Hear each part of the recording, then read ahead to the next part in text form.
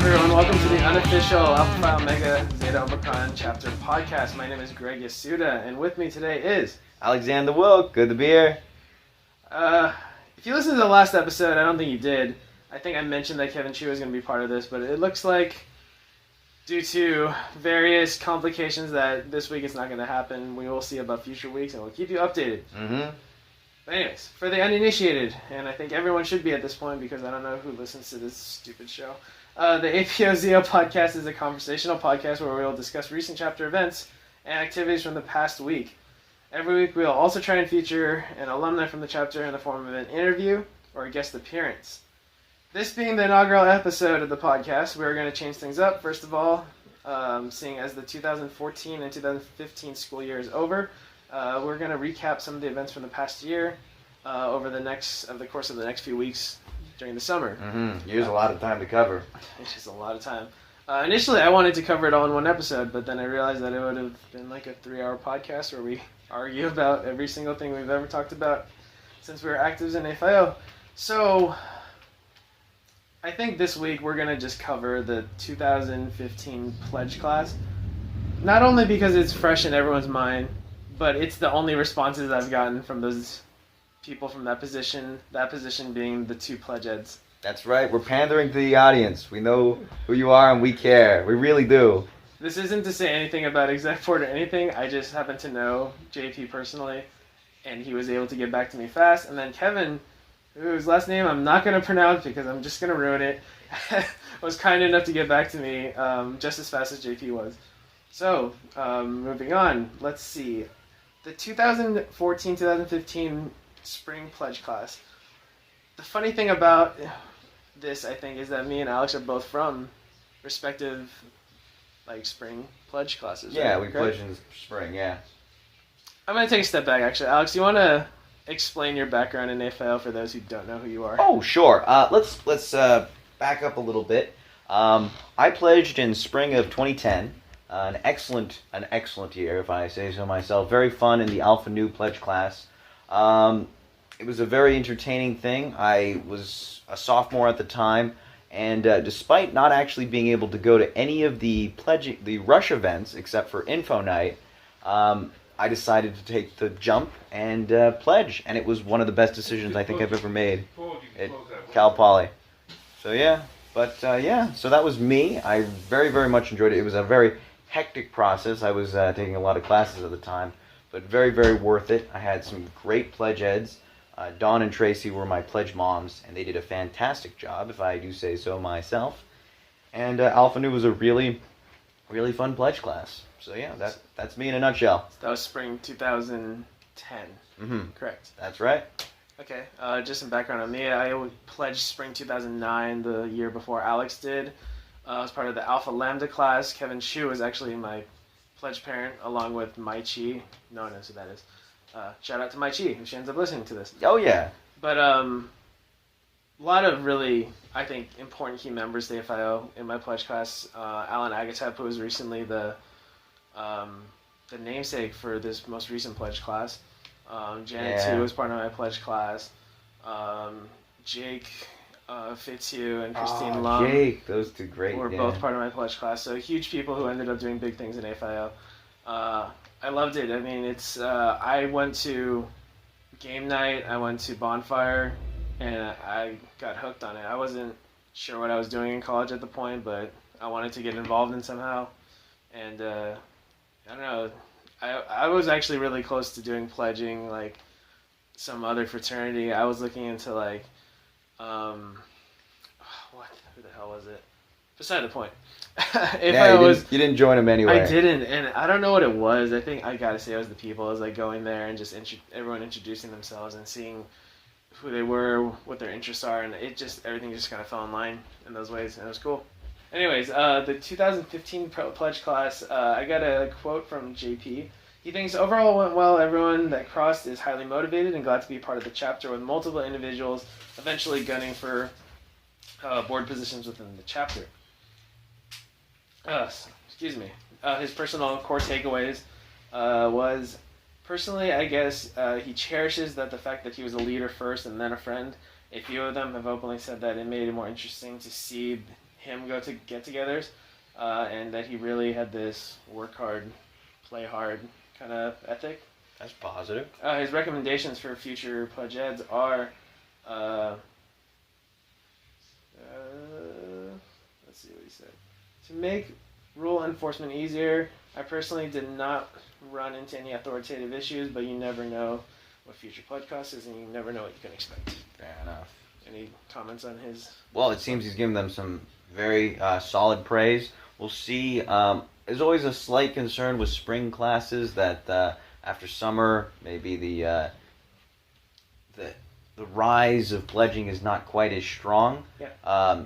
Of becoming an active. But hopefully these guys follow through. It sounds like that's been a very, very good class, and hopefully we'll see them all in the fall. I think for me personally, it's really going off what you're saying, and it's a good point. I think it's important. We both pledged spring, crossed in spring. Mm-hmm. Then everyone finishes school. You move out. You go back home. You do whatever. Maybe you stay in town. Yeah. But yeah, for me it was. I went home. I spent a whole summer. Didn't do anything. Yeah. This is actually before I was thinking about my career and stuff. So, went home, just hung out with people. Came back. I'm back in school. I'm back seeing the people I see in my classes. I go to APO meetings, but I don't know what it means to be an active. Not at the moment, no. And it's not like the actives were jumping up to help you, kind of like. It was sort of a fly or die moment for some people, and that was a big thing. I mean, I don't want to say this is going to happen again or history happen again. I'm not exactly sure how it went with your spring class, but a lot of Alpha Nu disappeared. Yeah. Went off, and I would see them that, around and about, but they were gone, and I was a little bummed out because my brothers, I didn't see them. We had hung out over the summer. We actually had this huge Disneyland trip. Yeah, you guys It was so much fun. We had T-shirts made up. Alpha Nu, what it do T-shirts at Disneyland. I remember that. I do remember you guys being really, really, really close, and you guys did all that stuff. We were having such a blast, but then a lot of them didn't come back, and I was really bummed out about that. I'm gonna say one thing about that though that I know you might not agree with, but I remember when it was happening, and I was going into when you guys crossed. I was on exec board at the time, and I was IC chair, and I remember not being super happy about it seeing it in the way that you guys were so proud of your pledge class that you liked the pledge class more than being part of the chapter. That was a major concern that I think that might have had something to do with it. Yeah. But for me it was just a graduation. I thought it was better to be part of the APO fraternity rather than just being, oh, look at how great our pledge class was. I mean, let me clarify that. No. Love your pledge class. They were great. It's probably the best part of doing APO is actually the pledge process overall, but I'm saying that you are part of this bigger thing, and I mean, I love all the people from your pledge class, but I do kind of hate the fact that you guys were... We were a pledge class first. You guys always seem pledge class first. Yeah. And I know a lot of you guys ended up doing exec board and other stuff, so you guys did end up being part of the chapter, but... the ones that stuck around did. Yeah, exactly. But the ones that didn't, they were a pledge class first. And that's not what it is about. I agree with you. Pledging is one of the best experiences of the fraternity, but it's not the only experience. And there are a lot other things that can go well. It doesn't have, and it's once you're an active. Yeah, exactly. And but I don't know. It was a weird thing. I always root for people to come back and experience. I wouldn't say it's the better half. I don't know, because everyone's experience is a little bit different. But you got to try the whole thing. Yeah. Otherwise, where's the point? I'm gonna get back on topic a little bit.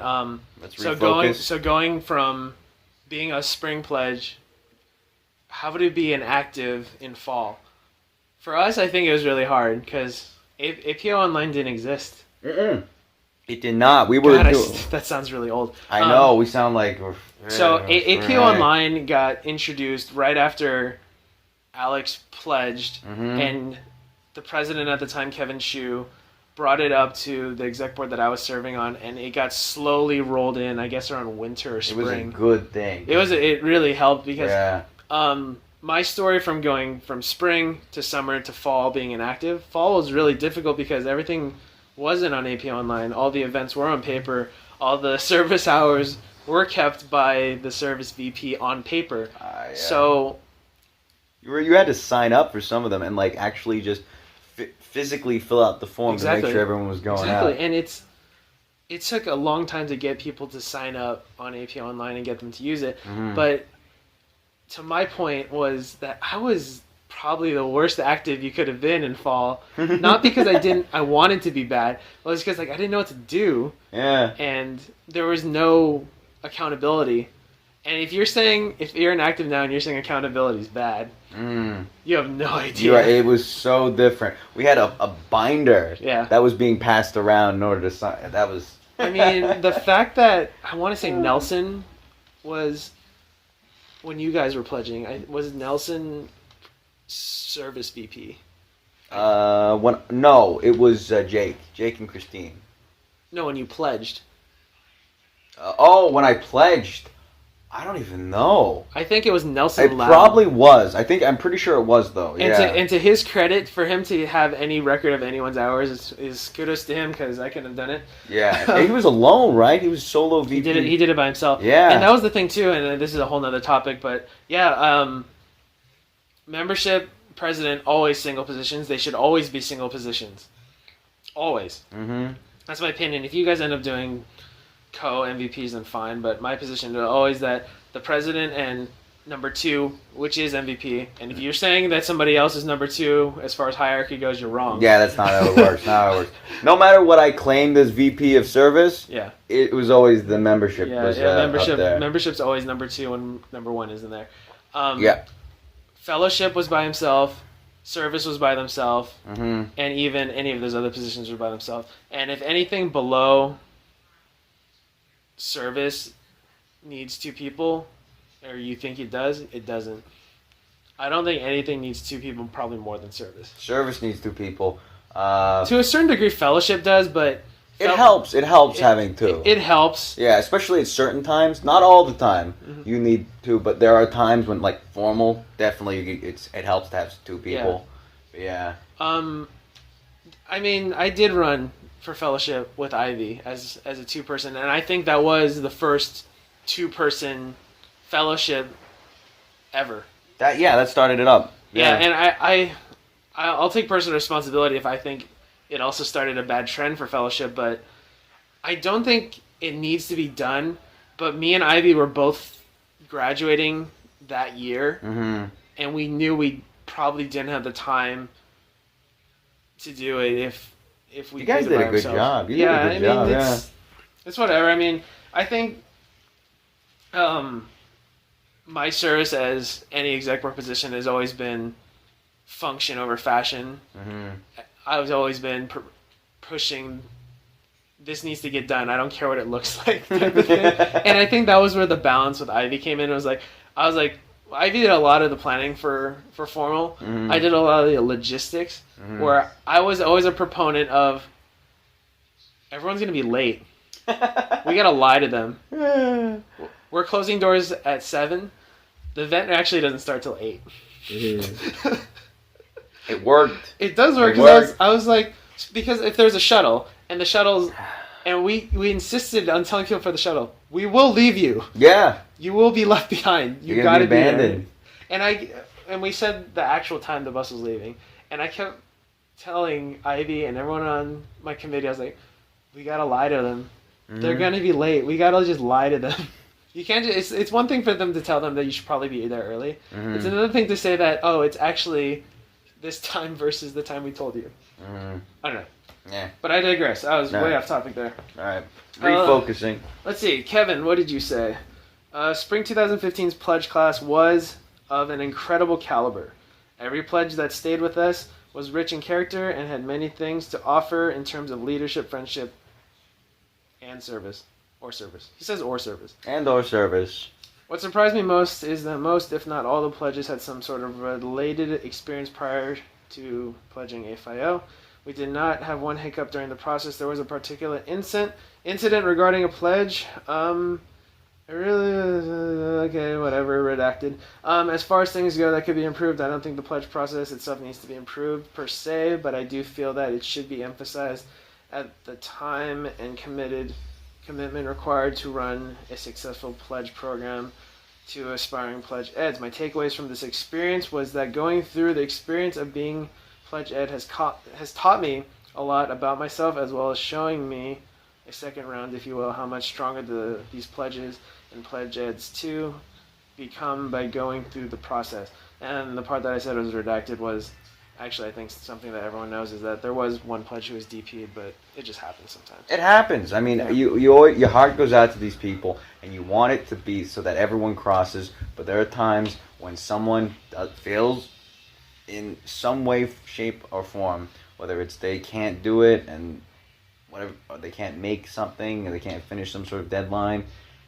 But the rules are rules. You gotta abide by them. And if you try to break them for one person, it's not fair for everybody else. That's true. I was hearing that there was something specific about this that was different from a regular DP, but it's not my place, nor I think your place to talk about it. So, and that's not why we're here. No. We're here to emphasize the positive. Yeah. So yeah. I think for me, I agree with a lot of that. Like, there are a lot of people I met during Pledge who did do community service and all that stuff. Oh yeah, in high school and whatever, and I think that's why people join. It's one of the reasons why I was interested in the first place. Got my attention, yeah. But I mean, people. There's a certain type of individual who joins Alpha Phi Omega. Definitely. And I, sorry everybody else, but Alpha Phi Omega seems to have a higher caliber of citizen. Yeah. Participating in their community, and it is nice to see. And if you're like that, you don't just suddenly become it. You've developed over time, and you want to keep doing it. Yeah. So yeah. All right, I guess let's move on to some of the topics, and I just thought of a good one. Fire away. So we go through the process of, we go through Rush, we go through people who sign up for interviews, which is, to me, was made very unclear. I didn't know what that was. Entrance interviews, and then they go to pinning or whatever. And my point I want to make is on the entrance interviews or whatever. I don't know how the process has changed, but I've always found those experiences very nerve-wracking. And kind of awkward and whatever, because it's like, for both the interviewee and the interviewer. Yeah. It's either side of the table. It's a different sort of takeaway, and unless you're used to it, which you can't be if you're being interviewed. Yeah. You can't adapt. Yeah. There's only been, I want to say, I could count them on one hand, like 5 people I know who've actually probably nailed that entrance interview, and I thought they're going to be a good active. I can name them on one hand, and I think 3 of them didn't actually end up pledging. Oh well. So, that's the way it goes. I remember where at some point in the active rights and responsibilities, you have to go to entrance interviews. So I went to them, and I usually just hate them because it's awkward for not only them, it's awkward for us. Yeah, I know, because it's not like we're that much grander than these people. That's why I said it's on both sides of the table, especially when you're first out of the bat. It's like you're some grand, regal person who is carefully entertaining the notion of asking all of these pointed and careful questions, where in reality you're just a student, just like the guy you're talking to, and you don't know that much more than he does. That's what we always tried to do, and that's what we always tried to emphasize, especially when we would talk to the chapter while I was serving on exec board. We'd talk to the chapter and say, it's supposed to be mostly informal. Yeah. It's supposed to be, we're just trying to get to know who you are and stuff. But it's more than that usually. It is. It really is. I mean, you're trying to get a bead on this person and see how they're going to morph, how they're going to change the fraternity, how the fraternity might change them, and it's interesting. I mean, it's a cool thing. It's give and take, and whoever. I mean, obviously, you can have a horrible interview and still be a fantastic pledge and an even better active. This is the moment where I wish Kevin was here. Oh, yeah? Because if you asked Kevin when I was pledging, if I would ever run for exec board, he would tell you to go to hell. Cause I was like the last person in that pledge class he thought I would actually run for exec board. Oh, yeah? Just because I think I did like the bare minimum for pledging. I did the number of interviews I was supposed to. I did the service events and all that other stuff. I don't think I did anything beyond that. I hung out at some of the events, but it's not like your pledge class where you guys are always hanging out. And I know that my pledge class, at least, they were always hanging out. Most of them. But I mean, like, to my point where it's like, I was living with Nick Salazar, who pledged also. And he was my friend from high school also. Great guy. We were doing a lot of stuff outside of AFIO. Oh, okay. Just because we'd go swimming or like we'd hang out with people in the dorms and stuff. And Thomas Chan was in our dorm too, so we were hanging out with Thomas too. So that's fun. So I think to Kevin's point, and like what a lot of people said is that like me, Thomas, and Nick, when we were pledging, were just so close that it was kind of to what I was saying about your pledge class, where like we were more a group rather than part of that group. Exactly. So a lot of people, and including Kevin Chu, were saying that like us breaking out of that would have been difficult for him to see. Yeah. Well, I'm glad you did. Yeah, and to Thomas's credit too, he ended up being treasurer for a year too. So he was a very good treasurer. So it does happen, but I can see it from Kevin's point of view, because if you look, going back to the way it was, so the original topic was entrance interviews. I would talk to, who was on, I can't remember where it was. I know it was in the education building. I know that they cleared all the desks out of the room like they usually do. And it was like 10 of them, mostly exec board members, and me, and they just like asked me a bunch of stuff, and I don't even remember the question. The only question I remember is the last question I was asked was, if you could be any kitchen utensil, what would you be? And I could see how this is like some psychological kind of like thing, the way I'm thinking or whatever. And I think I picked chopsticks, and you can insert your Asian joke here. You can insert your Greg, you're a dumbass. That's not a kitchen utensil. But I said chopsticks, and they said why. And I said because like when I handle like projects, I like to lift them up delicately. And instead of like stabbing at it with a fork or whatever, which is kind of, it's a good line. It's a very good line, yeah. And I think that's like the thing I was most proud of. I was like, I thought of that on the fly. I was like, huh. But anyways, I guess the point I'm trying to make about bringing up entrance interviews is like, one, I'm complaining about it, but two, I don't have any good solutions for it. No, because it's a what's the term? A necessity of what's I'm struggling to find that term. It's a formality. It's a formality, but it's a rite of passage. Yeah. We'll put it that way, and it helps because it sets us apart from just like a club. Yeah. I definitely get that. I'm wondering if there's a way we can do it that's not so structured, and it's difficult to do that because you'll get new actives coming in who don't know what they're doing either. So you don't want to be like a group of 5 people who just kind of stand up there and one of them's not doing anything. Yeah. So I get it. So I don't know. I don't have a solution to it. It's difficult, and I mean we can play with it. You can think about it. You can tinker with it. But there are ways to. There might be another way, and if someone else comes up with the perfect solution, the magic bullet, if you will, for doing it. Like a blender. One of those. If you can blend some of our ideas with some of your ideas and come up with a great solution, we're all ears. Well, not we're all ears. I mean, I'd love to hear it, but I think the perfect person to ask is probably, or tell this to is probably Alex. Oh, yeah. Alex Miller. Mr. Miller, yeah. He would be the one to make it place. And if anybody's got the, like I said, the magic bullet, let them know, pass it along, and start testing it. Because everyone has their own idea. Everyone approaches things a little differently. And hopefully we can find the best solution. I think that's the beauty and the curse of AFIO is that, like, the longest you'll ever see somebody on exec board most of the time is 3 years. Yeah, most. Absolutely. At the absolute most, you'll see them on exec board for 3 years. You were on exec board for 1 year? Just the one, yeah. 1 year, and then I was on exec board for 2 years, and that's just a function of, like, I wasn't about to wait, can you?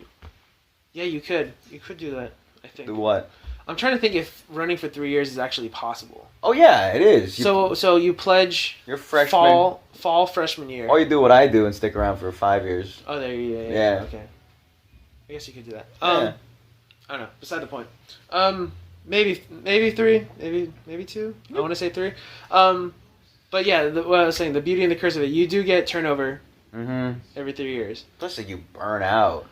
Yeah. You would burn out. You would definitely burn out bad, because the logical progression there is you did one of the lower positions. Not to belittle any of those other positions. No. But that's usually like where you get pushed, like figuratively pushed, because you don't have the experience. So it's the workload's less. So then you do one of the lower positions, then you kind of do vice president, and then you do president. That seems like the logical kind of progression, ideal progression. Or you could be president and then do a lower position like Robert did. You can do that. Although technically he was gonna be treasurer and then he became president. My namesake did that too. He was president his sophomore year too. Oh, Matt Shue. Really? That's cool. It happens every now and then. But anyways, the beauty and the curse of it is, the beauty, you'll get new ideas every so often. The curse of it, in my opinion, is that I just keep hearing about stuff that we were arguing about at exec board meetings for hours. It happens over and over and over again. History repeats itself. I got a message from Courtney Chan. Shout out to Courtney Chan, I guess she was organizing Bonfire. I think she was one of the chairs. Okay. I know she was on the committee, definitely. I apologize for not knowing this information, but she was asking me about a bunch of stuff with Bonfire. The first thing she mentioned was about it might rain. It ended up raining, but oh no. To my point was that rain is always a problem with Bonfire. It's a risk. And what was told to me when I was planning Bonfire from the previous IC chair, Eric Mizumi, he said, it's not going to rain. And that's it. Yeah. And then that's confidence. So I asked him, let me back up a bit. So I asked him, I was like, Eric, so it looks like it's going to rain. Weather forecast says it's probably going to rain. Should I make a rain itinerary? He looked straight in the eye and he was like, it's not going to rain. And then moving forward a year, Karen Huang, my little, took over as IC chair the following year. She did good, yeah. And then she asked me about a rain itinerary. And I looked her in the eye and I said, it's not going to rain. Guess what? My year and her year, it didn't rain. It didn't. So Courtney was asking me about rain itineraries. And I really couldn't give her a straight answer because I wasn't there. But I told her it's probably not going to rain. It ended up raining, and I'm sorry. And no, because that's the thing. That's where you erred. You didn't have the full confidence. I mean, here, let me to thumb your nose at the weather. It's me talking about it in hindsight, but I think what I really said is I told her that whole story of what the IC chair before me said, and what I told my little when she was IC chair, and what Karen told Brian when he was IC chair. I think she told him it's not going to rain, and I don't think it rained there either. There you go. And my point was I told her that story, and I said it's not going to rain, and then I clarified that again with, you're in drought California. It's probably not going to rain. Yeah, I mean. And then I compared it to 2010, where I think it rained for 3 weeks. Oh yeah, it was in winter. Pouring. It was freaking pouring. Yeah. So I mean, everything was pointing to that it wasn't going to rain. It ended up raining for a little bit, and I apologize. What can you do? Ultimately, none of us can see the future. Yeah. You plan for the best. You know what's sad about that is that I was watching Back to the Future Part 2 the other day. Oh. And they were driving through Hill Valley, and they land the car, and then Doc gets out of the car and says, "You'll need to change your clothes." And then Marty replies, "No, man, it's pouring rain." And then Doc replies to him, "Wait 15 seconds." And it stops raining. Yeah. And then he goes on to explain how whether people are better. And it was weird. I brought that up is because that movie, The Future of Hill Valley, takes place in 2015. Guess where we're at right now? Yep. And they can't get the fucking weather right. Anyway, going really back on the topic of things that I was arguing with you about while you were on exec board. Not arguing because we hate each other, but arguing because we're debating it. It's debating. And anyone who's been on exec board, you're gonna debate, and you gotta get a moderator because. Oh yeah, tensions get high. Yeah. Even if you're the best of friends, you're gonna grab a beer later. It gets not ugly per se, but it gets into the thick of it. Oh yeah. But my point is that she brought up alcohol. And specifically the activities after bonfire. Which we technically have nothing. We both have experience with that. Oh yeah. But the official word is that we have nothing to do with it. It's completely separate. And the official word is that at some point during bonfire you have to say official bonfire events have ended. And it is over. And and then whatever activities happen afterwards is up to you. But the point that was made to me when I would talk to Craig Tanner at sectionals is that he would always say that for risk management purposes, yes, you can have activities after, but if you're at a party at a house and majority of AFIO people are at the party, is that an AFIO party? Or is it just friends hanging out? And he said the argument can go both ways, but how is the school going to look at it? I see. If something bad happens, and that's always the argument that we'd always come up with, and why I kind of left you and Nate kind of hanging at the house that way. Yeah, we handled it. So the Cliff Note version of that story is after the 2010 bonfire. Actually, let me take another step back. During the 2010 bonfire. I was walking around, I was coordinating, I was telling people where to go and all yada yada yada. My little comes up to me and she asks, is like, so what time should I meet you at your house later? And I was like, why? And she's like, I heard the party's at your house later. I was like, says who? So I think it says whom, but yeah. It says whom, but apparently that was the word that was getting around. Oh. And then I think I went up to you or to Nate or something afterwards, and I was like, did you hear this? I hadn't heard it. Exactly. So it was a surprise to me. So everyone had heard it, and I wasn't aware of it. It was funny because everyone had heard it, but no one had said anything. Exactly. Yeah. So anyways, later in the day, the party ends up. Yeah, it ended up being there. I feel bad for two reasons. One was personal. One was kind of just because of obligations, and I couldn't do it. Yeah. One personal reason I felt bad was because we actually ended up hosting people, and I was like, and after the events ended, they came to our house, and I was like. I told them straight, I was like, it looks like there's going to be like 200 people here later. So you guys either A, need to really get comfortable and start partying, or you guys got to find some other place to stay, and I'm sorry. Yeah. I think they ended up going down the block and staying at Tonini. They did. Which they is fine. Ultimately did. I felt kind of bad. Yeah. I gave them a warning. I said, hey, if you want to grab the shower real quick, do so. But, yeah, they weren't up for it. They were exhausted. The second thing, just a logistical kind of, I don't know, me taking personal responsibility for the event.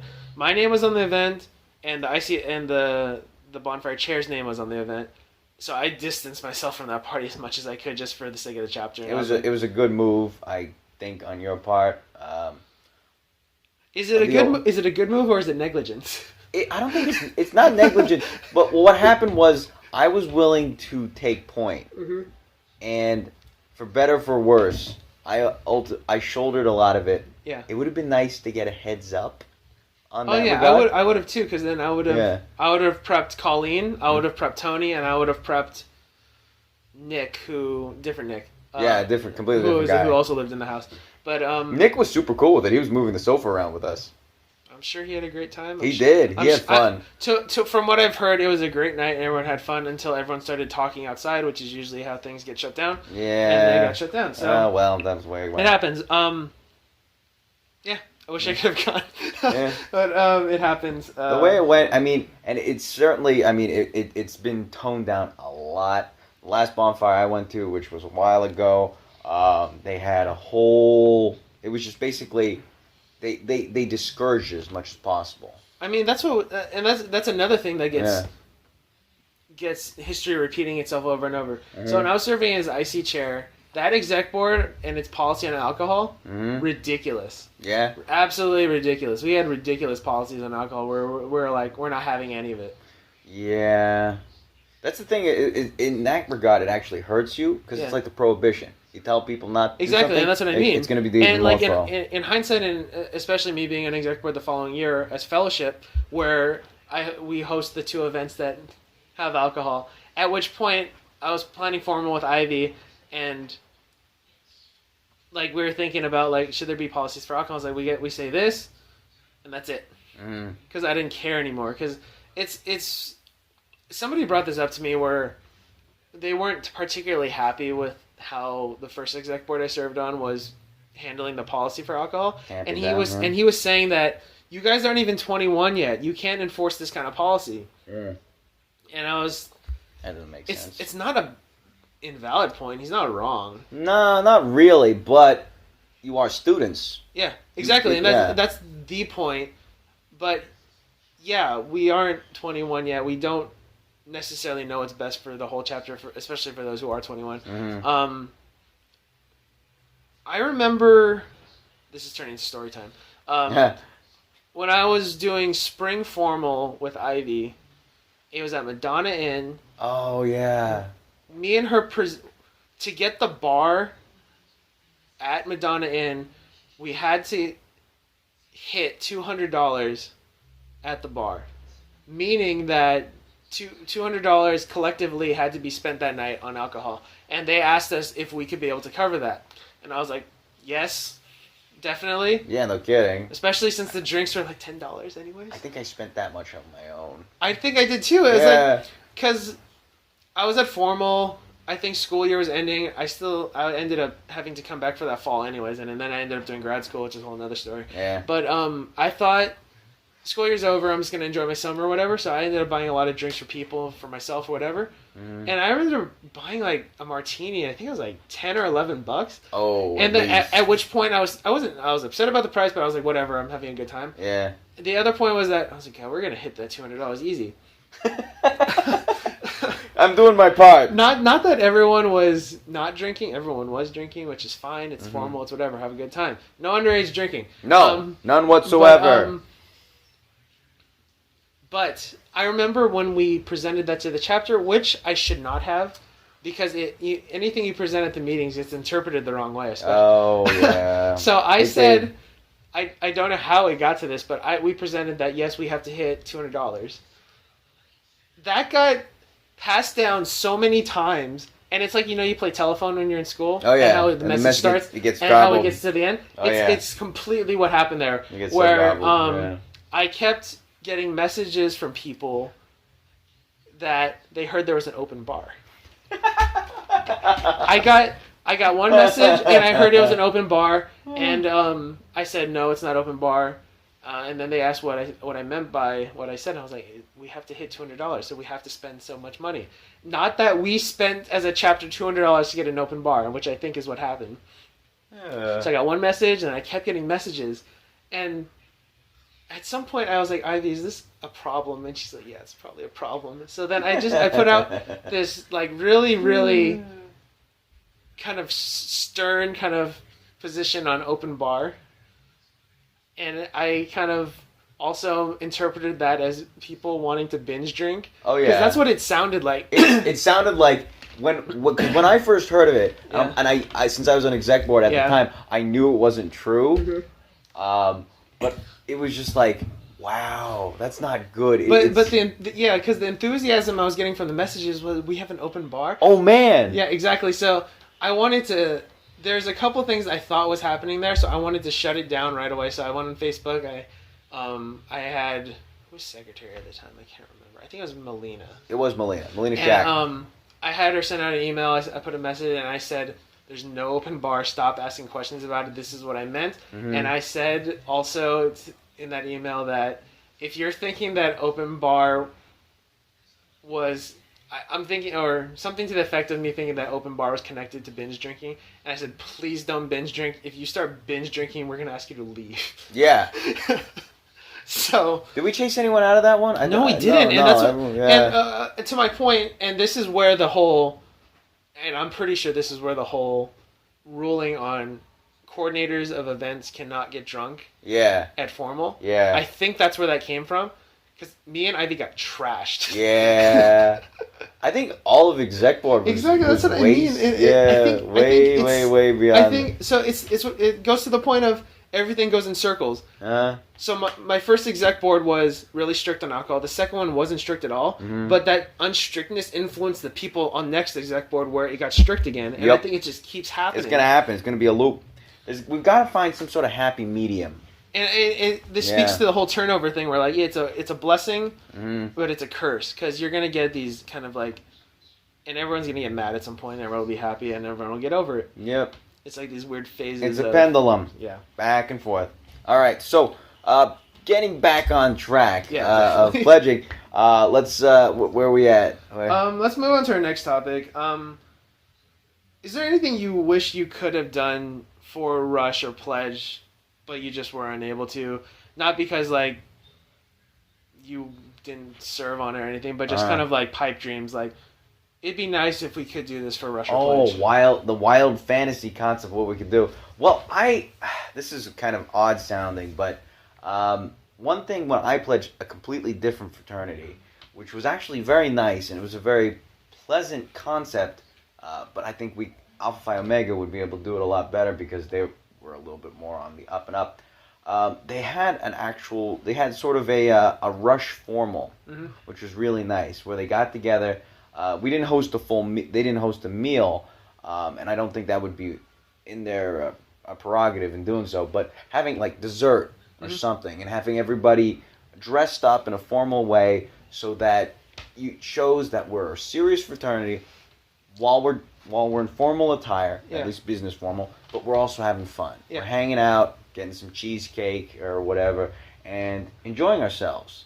And and the rushes, or whoever's rushing that week, get to see us with a little bit of our hair down. Because you see us, and the best, I mean, you go to Bonfire and whatnot, but you don't really see the people at Bonfire. It's a dark quagmire of people running around. If you could sit down, enjoy a little bit of quiet conversation with people one-on-one, it'll help them see us as people. Yeah. Board game night is great for that. But it's loud, it's casual, it's in a college setting. But then, so that goes on to that regard. Can I use that as a platform for something I talked about with someone? I can't remember. I brought it up a few times. Bring it up again. Let's hear it. I kind of mentioned this to you before, but I want there to be for Rush a formal type of budget for Rush. Yeah, bigger budget. I know, at least for one of the days, because I know a lot of money goes into Rush as it is. Yeah, but people put effort. But I think Rush is so important, especially like leaving a good impression, to your point of like seeing who we are, that if we had, I want to say like what you said, like a formal dinner, formal kind of get together or whatever. I want that. I want us to present what we're planning on doing that year. That would be nice too. Not even like formal or whatever, but just service events. Who we're working with, what we want to do, how many service hours we want to do. And I want the advisors to be there, because I know our advisors exist. I know you guys know that our advisors exist. You guys know who they are, but I never thought they were as involved with our chapter as much as they should have been. And I know that when Kathleen Kennedy was a big part of our chapter, that Tyler was having her come out to a lot of events. It was nice. Definitely. But I always thought we could take it another step. Like, invite our advisors out to like this dinner. Yeah. Have them watch our presentation and see what we're doing for the year, and we can mingle with them, we can talk with them. And then you have professors from the school there. You have actives there, you have exec board there, and then you have the rushes there. Yeah. And they can talk to the advisors. Because, I mean, it's one thing to talk to students, and it might be a little bit awkward, but you can talk to your professors, you can talk to them and see. I know, they might have them in their class. And they have, like, their own interesting opinions on what the chapter means and what it means for your career and all that stuff. Makes sense. I mean, it'd be cool. It'd be hard to plan, it'd be hard to get approved. It'd be a bigger thing, and it's tough because you got to organize rides. And figure out how the people are going to get there. You got to do whatever catering you're going to do. But I think ultimately it'd be worth it. Yeah, definitely. It'd be like this kind of weird second info night. Yeah. A little bit more formal. Yeah, but nicer. Yeah. All right. Yeah, that makes sense. But man, Spring Pledge. I think they're gonna be okay. Yeah, I think they're good. Good luck to you guys. Have fun over the summer. But make sure you come back. Let me check ain't done yet. How we are on time. I think we're good. I think we could do maybe one more topic. All right, let's zip through one more topic and see what we do. Okay, so our last topic, predictions for the next pledge class. Predictions as in It doesn't matter. Wait, what do you mean? Fall of 2015? Yeah, let's just say fall 2015 pledge class. Okay. I know that things are in motion already, but since we don't know anything, since we're on the outside looking in, I know. things like predictions like what new rulings are going to be, All right. or just something crazy. Who knows? And then we can look at this at the end of fall and see who was right. All right. Or who was wrong, or what we got right. Or We're now taking bets if you want to call in. You want to start off, or should I? Because I kind of brought it up. You get started. Let me take a minute to think about it. Here's a prediction, and it's not really a prediction. It's kind of something that has been brought up before. I remember one year there were some people. I don't think I'm going to name them. It doesn't matter. They don't know who they are anyways. They were running for Pledge Ed. One of the things that they were pushing for the pledge process was the pledges would succeed and fail as a pledge class. By that I mean, if one of them gets a mark, they all get a mark. Oh, wow, ouch. It's a really out there prediction, but I want somebody to do it, and I don't want to push this as part of my agenda, but I think it'd be an interesting thing if it happened on one of these pledge classes, and I think fall is the time to do it. You think so? Just because I think it's a relatively smaller pledge class typically. It usually is because you don't have the build up. Yeah, exactly. But I don't know. I mean I think it hurts though. Since they have the marks system, they don't have the strikes anymore. Okay. They have I think so at least, where you get marks marks if together as a pledge class, and I want to say you do it, but up to a certain point. Yeah. So where like you get it up to 3, and then the last 3 are all on you, kind of type of thing. Oh, I see. That's how I would. So the only realistic way for it to happen. But there are times when there's just one kid who ends up screwing everybody over. And that's what I mean. And that would point to a decision where like maybe he isn't going to be a good active. Yeah, I don't know. I mean, it hurts because I'll go back to because we were talking about our own personal pledge experiences. Yeah. I had a couple marks. Yeah. And that wasn't. I would not have felt that it was really fair. Yeah. For everybody else to have to bear my burden. Yeah. So, although I can understand where you live and die as a community. Yeah. I don't think it necessarily is for the best. But it works. It goes both ways though. Like if you, let's say all you guys work to get off a mark too. It's the same thing though, right? Because that system's already in place where like. If the whole pledge class goes out and does X, everyone gets a mark off. Yeah. So if it works that way, why can't it work the other way too? I think maybe if it was for big things, like one kid, one pledge, like really screws up royally, then I guess maybe it would make sense. Mm-hmm. I mean, they used to do it in the army. Yeah, that's punished as a unit. And that's where this comes from. Yeah. And that's what those two guys who were running for Pledge Ed kind of made the point of was like, this is kind of what they do in the Army. It's kind of it'll bring you guys together to kind of help this person along type of thing. But I get it. I get your side of the argument too, but it's my wild prediction. All right. And I kind of want to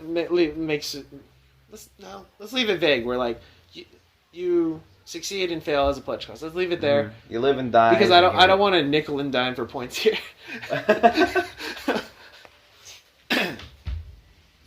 All right, for me, let's see. For my prediction, I'm gonna go. I don't know. I mean, it's so hard to tell, and I've sort of been locked out of the loop.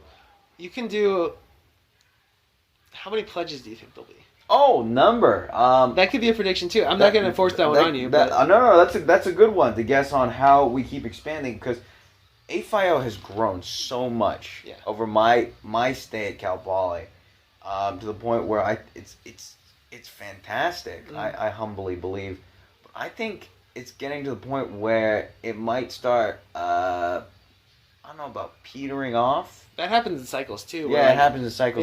It gets to 100 members. Yeah, and then it goes down. Yeah. I think, I hate to say it, I feel like we're in for like a little bit of a dip. Yeah, probably. So that's going to be my prediction for fall.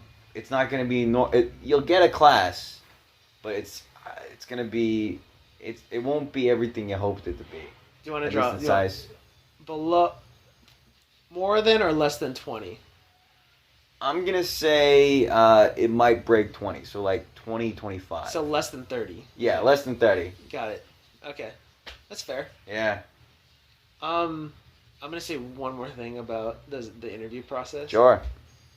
So when I was pledging, you had to interview everyone. Absolutely everyone in the Well, it was a smaller fraternity. That's what I was. It was a much smaller fraternity. That's the point I was making. Like the number of actives I think peaked at 50. Yeah. Something like that. And I remember Alpha Omicron class. Uh-huh. I think there was 100 actives. Wow. So and I keep pushing for why not interview everyone in the chapter? Why not? Why should you have to pick and choose who interviews or whatever? Because there are other chapters in AFL that have over 100 actives. Yeah, and they well make over 200 actives. They make them interview every single one of them. And you have to interview all of them. And I do understand the argument of quality over quantity. Yeah. But what is that going to be like when you show up at an event and you're like, who the fuck is this guy? Yeah, and that happened several times. It happens. Yeah. And especially like, this is getting kind of personal now. Where like, me and Ivy were both serving as fellowship. At some point during the pledge process, they said you only have to interview one of the exec board members at each of the positions. Yeah, yeah. You were in that position too. I was in that position. It was you and Jeff. So. Yeah, and everyone was doing. I hate Jeff was a little bit more popular because Jeff would be like in and out. He'd be like, "All right, what are your 10 questions? Let me answer them. We're done." I also heard Jeff was like bringing footballs to the interviews and making people not get bogged down in their whole 10-question list. Yeah, and I was inspired by him. I would force the pledge to go for like a walk. Yeah. And it was hysterical because there were times when the pledge was like, I just want to sit here and get this over with because someone else is going. I'm like, nope, we're getting up, we're going for a walk, and that was fun. I remember Jake did that too. Jake was good at that because major props.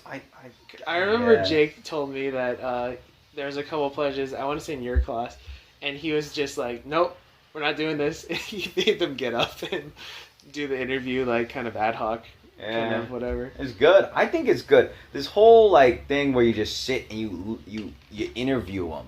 It's not. I know they're called interviews, but they're not supposed to be just you sit across the table and talk. You're supposed to create a memory. I remember my best one was I went and played tennis with Kevin Shue. Yeah, and that was fun. Like we would swap sides of the court, and we'd grab some water, and we'd ask him a few questions, and then we'd go play a couple games, and it was fun. I remember my most memorable interview, and it's what you said, you created a memory, is like I took the bus downtown with my pledge mom, Mai Chi. Mm-hmm. We went down, and we went to, God, I don't know that place, where they had frozen ice. Oh, crud. Jesus. What was it called? But that place doesn't exist anymore. They went out of business. Yeah, they're not there anymore. The area I'm talking about is they have ice cream sandwiches, and you can custom make your ice cream sandwich. I don't remember what that place is called either. But yeah, we went to get frozen ice, and we just like went downtown, talked the whole way, talked the walk there, and talked the way back. It's awesome. So yeah, I mean, if you want to structure your interviews that way, you can. If I encourage actives to make the pledges get up. Yeah, I mean, whenever the pledge heads try to make the interviews memorable by saying, "Oh, we're gonna do a song," or "You're gonna take a picture," something along the lines of the line, they shouldn't have to. The interviews should be memorable in of their own right. I remember for proof that you did the interview, you had to get them to sign a card. Yeah. But we had Pokemon cards, quote unquote. So you had to draw on the back either a portrait of them or print out a picture that reminded you of them. And what was the funniest one I had? I think it was Eric Mizumi's, because he was IC chair and secretary at the time. Mm-hmm. Also another thing where that IC chair and secretary used to be one position. Yeah, they used to be. It was combined. That was a challenging challenge. But my picture of him was a knife. What? Because at some point in the interview, he said something to the effect of, "I'm gonna cut you." Whoa! And that just that'll make you remember. And that just stuck with me. That'll make you remember anything. It doesn't make me remember. I haven't actually brought it up to him in a long time. I'm still really good friends with Eric, by the way. Eric's great. I haven't seen him forever.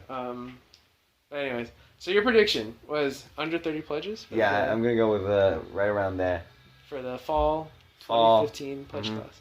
Best of luck to them, too. Yeah. I'm sure those are great. Well, this has been, I guess, the first ever, not so first ever, but the last ever inaugural APO Zeta podcast. Hopefully we'll get to do this again, but only time will tell if we get officially approved to do this. Otherwise, we're going to do this unofficially until they, I don't know, we'll figure it out. Like come up to us and say, please stop.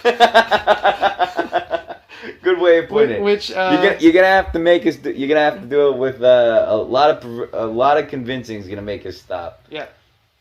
Once again, my name is Greg Isude. I'm Alexander Wilk. Alex, where else can they find you on the internet? Facebook, I guess. That's probably the best way. Yeah, probably Facebook. Without giving away personal information. Yeah, you can look me up on Facebook. I occasionally check it. No promises. Yep, no promises. You can find me on Facebook mostly. If you really want to, you can find me on Twitter at Yosoda. That's at YOSODA. If you have any personal questions that you want to ask this podcast, you can. And you can address them to apozopodcast@gmail.com, and I'll check them and we'll answer them on the next show if you actually end up listening to this. We will indeed, yes. Email us your questions.